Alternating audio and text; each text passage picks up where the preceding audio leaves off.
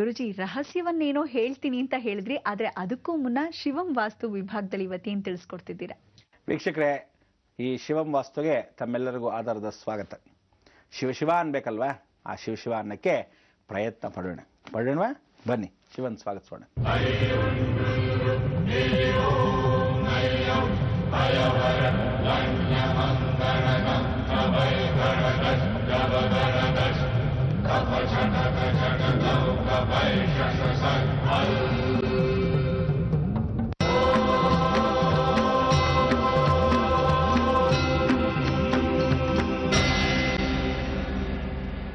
ನೋಡಿ, ಒಂದು ವಾಸ್ತು ಪುರುಷ ಬಹಳ ಮುಖ್ಯ ಅಂತ ಕರಿತೀವಿ.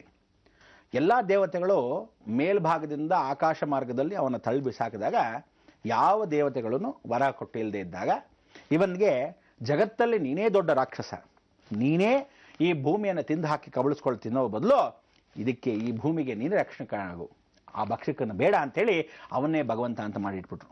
ನೀನು ವಾಸ್ತು ಪುರುಷ ಅಂತ ಹೇಳ್ತೀವಿ. ಈ ಪುರುಷನಾಗಿರ್ತಕ್ಕಂಥ ನೀನು ಈ ಭೂಮಿಯ ಸಂರಕ್ಷಣೆಯನ್ನು ನಿನ್ನ ಕೈಯಲ್ಲೇ ಒಪ್ಪಿಸ್ಬಿಡ್ತೀವಿ ಜವಾಬ್ದಾರಿ. ನೀನು ಹೇಗೆ ನಿದ್ರೆ ಮಾಡ್ತೀಯಾ, ಹೇಗಿರ್ತೀಯ, ಯಾವ ರೀತಿ ಮಾಡ್ಕೊಳ್ತಾ ಹೋಗ್ತೀಯ, ದಿನ ಅಂದರೆ ಪ್ರತಿ ದಿನದಲ್ಲಿ ಒಂದೊಂದು ಪರಿಕ್ರಮ ಮಾಡ್ಕೊಳ್ಳೇಬೇಕು. ಪರಿಕ್ರಮ ಏನು? ನೀವು ಪ್ರಕೃತಿ ವಿರೋಧಕ್ಕೆ ಹೋದರೆ ಪ್ರಕೃತಿ ನಿಮ್ಮನ್ನು ಹಾಳು ಮಾಡುತ್ತೆ. ಅದೇ ರೀತಿ ಪರಿಕ್ರಮ ಅನ್ನೋದು ಭೂಮಿ ತನಗೆ ತಾನಾಗೆ ಸುತ್ತಾ ಇರುತ್ತೆ. ನಾವೇನು ಮಾಡಬೇಕು? 6 ತಿಂಗಳಿಗೆ 9 ಸೆ ನಾವು ಮನೆಯಲ್ಲಿರ್ತಕ್ಕಂಥ ದೋಷಗಳನ್ನ ಪರಿಹಾರ ಮಾಡ್ಕೋಬೇಕು. 6 ತಿಂಗಳಿಗೆ ಒಂದ್ಸಲಿ ಯಾಕೆ ಮಾಡ್ಕೋಬೇಕು? ಈ ದೋಷಗಳ ಪರಿಹಾರ ಏನು ಅಂದರೆ, ಸೂರ್ಯ ಈ ಕಡೆ ಪೂರ್ವಕ್ಕಿದ್ರೆ 6 ತಿಂಗಳು ಕರೆಕ್ಟಾಗಿ ನೀವು ನೋಡ್ಬೋದು. ನಾವು ಏನು ಅಂತೀವಿ, ಆ ಪೂರ್ತಿ ಇರತಕ್ಕಂಥ 60 ಡಿಗ್ರೀಸಿಂದ 90 ಡಿಗ್ರೀಸ್ ಅಂದರೆ 30 ಡಿಗ್ರೀಸ್ ವೇರಿಯೇಷನ್ಗೆ ಮತ್ತೆ ಬಂದ್ಬಿಡ್ತಾನೆ. ಮತ್ತೆ ತಿರುಗಿ 6 ತಿಂಗಳಿಗೊಂದ್ಸಲಿ ಹೀಗೇ ಹೋದರೆ ಇನ್ನೊಂದು 30 ಡಿಗ್ರಿ, 30 ಎಷ್ಟಾಯಿತು? 60 ಡಿಗ್ರಿ ಸೆಂಟಿಗ್ರೇಡಲ್ಲಿ ವಿಶೇಷವಾಗಿ ಅವನೇನು ಮಾಡ್ತಾನೆ? ಉಷ್ಣಾಂಶವನ್ನು ಹೆಚ್ಚು ಮಾಡ್ತಾನೆ. ಇನ್ನು 60 ಭಾಗಶಃ 30ರಲ್ಲಿ ಅರ್ಧ ಭಾಗ ಏನು ಮಾಡ್ತಾನೆ? ತಣ್ಣಗೆ ಮಾಡಿಬಿಡ್ತಾನೆ. ಅಂದರೆ ಜೀವನ ಕಷ್ಟ ಸುಖ ಎರಡೂ ಇರುತ್ತೆ, ಗಾಳಿ ಬೆಳಕು ಎರಡೂ ಇರುತ್ತೆ. ವಿಶೇಷವಾಗಿ ಕತ್ತಲು ಜೀವನವನ್ನು ಬೆಳಕಿನ ಹತ್ತ ಕರ್ಕೊಂಡು ಹೋಗೋದು ಭಗವಂತನ ಕೃಪಾಕಟಾಕ್ಷ. ಅದಕ್ಕೆ ಆ ಗಾಳಿ ಹೇಗಿರುತ್ತೆ ಅಂದರೆ, ಬಿರುಗಾಳಿ ಆದರೂ ಆಗ್ಬೋದು, ತಂಗಾಳಿ ಆದರೂ ಆಗ್ಬೋದು.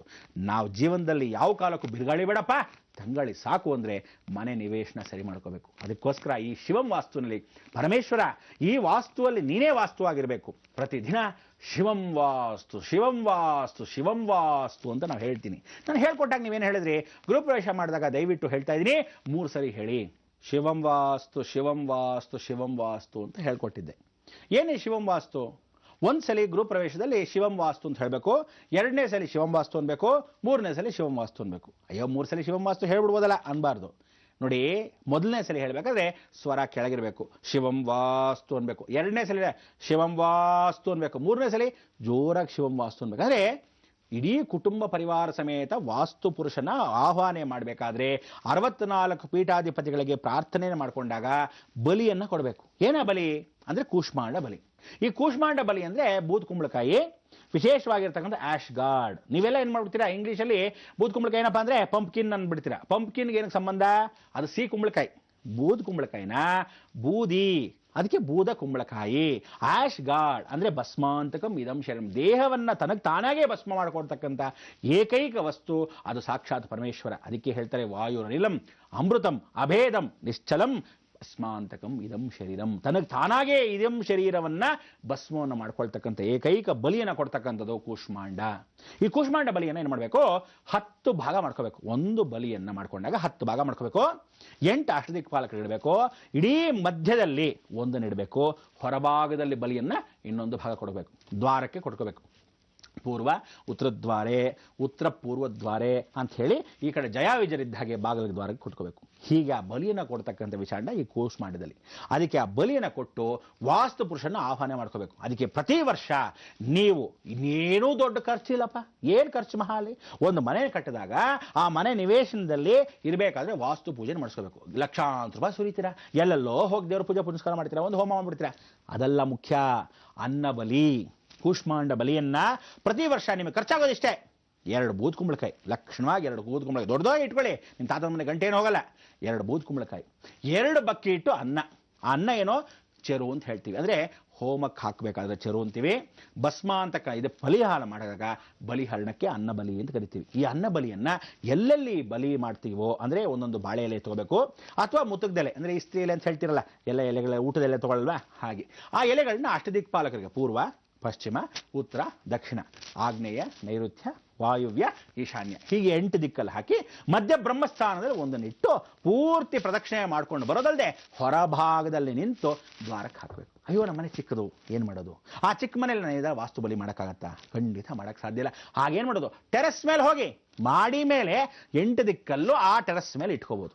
ಇಲ್ವಾ ನೀವು ವಠಾರದಲ್ಲಿದ್ದೀರಾ, ಹಾಗೇನು ಮಾಡಬೇಕು, ಮನೆ ಒಳಗೆ ಒಂದು ಪೂರ್ತಿಯಾಗಿರ್ತಕ್ಕಂಥ ಚೌಕಾಕಾರದ 64 ಹೋಳುಗಳಿರ್ತಕ್ಕಂಥ ಪೀಠವನ್ನು ಇಟ್ಕೋಬೇಕು. ಅಂದ್ರೇನು, ನೀವು ಚೌಕಾಬಾರ ಆಡ್ತೀವಿ ಗೊತ್ತಾ, ಗಟ್ಟಾಬಾರ ಹಿಂಗೆ ಹಂಗಾಗ್ತೀವಿ, ಅದನ್ನ ಏನು ಮಾಡ್ಕೋಬೇಕು, 9 ವಿಶೇಷವಾಗಿರ್ತಕ್ಕಂಥದ್ದು, 9 ಮೇಲೆ 9 ಕೆಳಗೆ ಹೀಗೆ ಕ್ಲೀನಾಗಿ ಮಾಡ್ಕೊಂಡ್ರೆ 81 ಬಂತು. ಈ 9 ಪೂರ್ತಿಯಾಗಿ ಪರಿವರ್ತನೆ ಮಾಡ್ಕೊಂಡ್ರೆ ಅದರಲ್ಲಿ ಎಲ್ಲವೂ ಅನ್ನವನ್ನು ಹಾಕಿ ವಾಸ್ತುಪುರುಷನ ಸ್ಮರಣೆ ಮಾಡಿಕೊಂಡು ಆ ವಾಸ್ತುಪುರುಷನ ಇದೇ ನಮ್ಮ ಮನೆ ಒಳಗೆ ಈಶಾನ್ಯ ಭಾಗದಲ್ಲಿ ಈ ಚೌಕವನ್ನು ಬರಿಬೇಕು.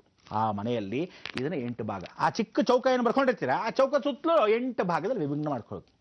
ಮಾಡಿಕೊಂಡು ಅನ್ನ ಬಲಿ ಚಿಕ್ಕ ಒಂದು ಎಲೆ ತಗೊಳ್ಳಿ, ಆ ಎಲೆ ಮೇಲೆ ಈ ಬಲಿಯನ್ನೇ ಇಡ್ತಕ್ಕಂಥದ್ದು. ಫಸ್ಟ್ ಅನ್ನ ಇಡಬೇಕು, ಅದಾದ ಮೇಲೆ ಈ ಬೂದು ಕುಂಬಳಕಾಯಿ ಏನು ತಂದಿರ್ತೀರ ಅದು ಇಡಬೇಕು. 2 ಊದ್ಕಡ್ಡಿ, ಒಂದು ದಿಕ್ಕಿಗೆ 2 ಊದ್ಕಡ್ಡಿ ಹೀಗೆ ಸಿಗಿಸ್ಬಿಟ್ಟು ಒಂದು ಕುಂಕುಮಾರ್ಚನೆ ಮಾಡ್ಕೊಂಡಿರ್ಬೇಕು. ಏನು ಕುಂಕುಮಾರ್ಚನೆ ಮಾಡಬೇಕು, ಕುಬೇರ ಕುಂಕುಮಾರ್ಚನೆ ಮಾಡ್ಕೋಬೇಕು, ಅಥವಾ ಕುಬೇರ ಲಕ್ಷ್ಮಿ ಕುಂಕುಮಾರ್ಚನೆ ಮಾಡ್ಕೋಬೇಕು. ಈ ರೀತಿ ಮಾಡಿಕೊಂಡು ಆ ಕುಂಕುಮವನ್ನು ನೀರಲ್ಲಿ ಕಳಿಸ್ಕೊಂಡು ಸ್ವಲ್ಪ ಹಾಕಬೇಕು. ಓಂ ಇಂದ್ರಾಯ ನಮಃ, ಓಂ ಅಗ್ನಿಯೇ ನಮಃ, ಓಂ ಯಮಾಯ ನಮಃ, ಓಂ ನೈಋತ್ಯೇ ನಮಃ ಹೀಗೆ ಹಾಕುವಂತ ಬಂದಾಗ ವರುಣ, ವಾಯು, ಕುಬೇರ, ಈಶಾನ್ಯ ಇಷ್ಟೆಲ್ಲ ಆಗೋಯ್ತು. 8 ದಿಕ್ಕಲ್ಲಾಗಿ ಬ್ರಹ್ಮವೇ ನಮಃ, ಊರ್ಧ್ವಾಯ ನಮಃ, ಪಾತಾಳಾಯ ನಮಃ ಎಷ್ಟು ಮಾಡ್ಕೊಂಡ್ರಿ. ಹೊರಭಾಗ ಆದಿದೇವತಾಯ ನಮಃ, ಪ್ರತಿ ಅಧಿದೇವತಾಯ ನಮಃ ಅಂದರೆ ಒಬ್ಬನಿಗೊಬ್ಬನು ಎದುರು ದೇವತೆ ಆಗಿರ್ತಾನೆ. ಸೊ ಯಾವುದೇ ಕಾರಣಕ್ಕೂ ರಿಬೌಂಡ್ ಆಗಬೇಕು, ನಿಮ್ಮ ಮನೆ ರಕ್ಷಣೆ ಇರಬೇಕು. ಆಗ ಇದನ್ನು ಮಾಡಿ ಬಲಿಹರಣವನ್ನು ಯಾವ್ದಾದ್ರು ಕೆಲಸದವ್ರು ಕೇಳಿ ಕ್ಲೀನಾಗಿ ಒಂದು 10 ನಿಮಿಷ ಆದಮೇಲೆ ಎಲ್ಲ ತೆಗೆದು ಒಂದು ಬಕೆಟ್ ಹಾಕಿಸಿ ದೂರದಲ್ಲಿ ಯಾರೋ ಕಾಲು ತೊಳೆದೇ ಇದ್ದ ಹಾಕಿ. ನೀವು ಹೊಸ ವರ್ಷ ಮಾಡಿದ್ರೆ ಆ ಮನೇಲಿ 1 ವರ್ಷ ಆಗಿದ್ರೆ ಕರೆಕ್ಟಾಗಿ 1 ವರ್ಷಕ್ಕೆ ಮಾಡಿಸ್ಕೋಬೇಕು. ಅದನ್ನ ಇಷ್ಟೇ ನೀವು ಮಾಡಬೇಕಾದ್ದು. ವಾಸ್ತು ಬಲಿಯನ್ನು ಮಾಡದೇ ಇರತಕ್ಕಂಥ ಮನೆಯಲ್ಲಿ ಯಾವತ್ತಿದ್ರೂ ದರಿದ್ರ, ಯಾವತ್ತಿದ್ರೂ ಘರ್ಷಣೆ, ಯಾವತ್ತಿದ್ರೂ ಕಚಗಜ ಅಂತ ಇರ್ತೀವಿ. ಗಂಡ ಹೆಂಡತಿಗಾಗಲ್ಲ, ಹೆಂಡತಿ ಗಂಡ ಗಂಡಂಗಾಗಲ್ಲ, ಯಾಕಂದ್ರೆ ನಿಮ್ಮ ಮನೆ ವಾಸ್ತು ಸರಿ ಇರಲ್ಲ. ಹಾಗೆ ಸರಿ ಹೋಗಲಿ ಅಟ್ಲೀಸ್ಟ್ ಇರೋಷ್ಟು ದಿವಸ ಅಂಥೇಳಿ ಈ ವಾಸ್ತು ಬಲಿಯನ್ನು ಹಾಕೋದು. ಈ ವಾಸ್ತು ಬಲಿನ ಕೆಲವರು ಅರ್ಚಕರೇ ಮಾಡ್ತಾರೆ, ಕೆಲವರು ತಂದು ಮಾಡ್ತಾರೆ. ನೀವೇನು ಕೋಟ್ಯಾಂತರ ರೂಪಾಯಿ ಖರ್ಚು ಮಾಡಬೇಕಲ್ಲ, ಯಾರಾದರೂ ಒಂದು ಸಿಸ್ಟಮ್ ಇಟ್ಕೋಬೇಕು. ನಾನು ಅದಕ್ಕೆ ಭಾರತ ದೇಶ ಇಡೀ ಶಾಸ್ತ್ರದಲ್ಲಿ, ಸಂಪ್ರದಾಯದಲ್ಲಿ, ಮಂತ್ರದಲ್ಲಿ, ಹೋಮದಲ್ಲಿ ಒಂದೇ ಸಿಸ್ಟಮ್ ತಂದಿಡಬೇಕು ಅಂದ್ಕೊಂಡಿದ್ದೀನಿ. ಏನದು, ಪೂಜೆಗೆ ರುದ್ರಹೋಮಕ್ಕೆ ಇಷ್ಟೇ ದುಡ್ಡು ಮುಗಿದಾಯ್ತು, ಬಲಿ ಹಾಕಬೇಕು ಅಂದರೆ ಇಷ್ಟೇ ದುಡ್ಡು ಮುಗಿದಾಯ್ತು, ರಾಹು ಬೃಹಸ್ಪತಿ ಸಂಧಿ ಅಂದರೆ ಇಷ್ಟೇ ದುಡ್ಡು ಮುಗಿದೋಯ್ತು. ಹೀಗೆ ಮಾಡಿದ್ರೆ ಭಾರತ ದೇಶ ಸರಿ ಇರುತ್ತೆ. ಇವತ್ತು ನೋಡಿ, ರಾಮದೇವ್ ಆಗಲಿ, ಅಣ್ಣಾ ಹಜಾರೆ ಆಗಲಿ, ಇವರೆಲ್ಲ ಯಾಕೆ ಓಡಾಡ್ತಿರೋದು, ಇಲ್ಲಿಂದ ಸರಿ ಮಾಡಬೇಕು. ಒಬ್ಬನು ಒಂದು ಕಡೆ ಸರಿ ಮಾಡ್ತಾ ಇರ್ತಾನೆ, ನಾವು ಈ ಕಡೆ ಸರಿ ಮಾಡೋಣ, ಏನಂತೀರಾ? ಇದೇ ನಮ್ಮ ಭಾರತ ಸರ್ಕಾರ, ಇದೇ ರೀತಿಯಾದ ಸಂಸ್ಕಾರ ನಮ್ಮಲ್ಲಿರ್ತಕ್ಕಂಥ ಜೀವನ ನಡೆಸ್ಕೊಂಡು ಹೋಗಬೇಕು.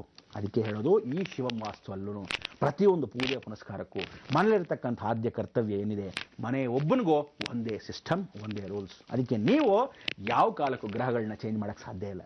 ಅದಕ್ಕೆ ವಾಸ್ತು ಪ್ರಕಾರವಾಗಿ ಮನೆಗೆ ವಾಸ್ತು ಬಲಿ ಹಾಕಲೇಬೇಕು. ಒಂದು. ಎರಡನೇ ಭಾಗ, ಈ ಮನೆಗೆ ವಾಸ್ತು ಬಲಿಯಲ್ಲಿ ಈ ಮಾಡಿ ಮೇಲೆ ಯಾವ ಕಾಲಕ್ಕೂ ಪ್ರತಿಯೊಬ್ಬರ ಮನೆಯಲ್ಲೂ ಅಂಗಳದಲ್ಲಿ ವಾಸ್ತು ಬಲಿಯನ್ನು ಹಾಕಿದ ನಂತರ ಪ್ರತಿ ಅಮಾವಾಸ್ಯೆ ಪೌರ್ಣಮಿಗೆ ಒಂದು ವಿಶೇಷವಾಗಿರತಕ್ಕಂಥ ಆಚರಣೆ ಮಾಡ್ಕೋಬೇಕು. ಈ ಆಚರಣೆ ಏನು ಎತ್ತ ಅಂತ ನಾನು ತಿಳಿಸ್ಕೊಡ್ತೀನಿ. ಸದ್ಯಕ್ಕೆ ಈಗ ಶಿವಂ ವಾಸ್ತು.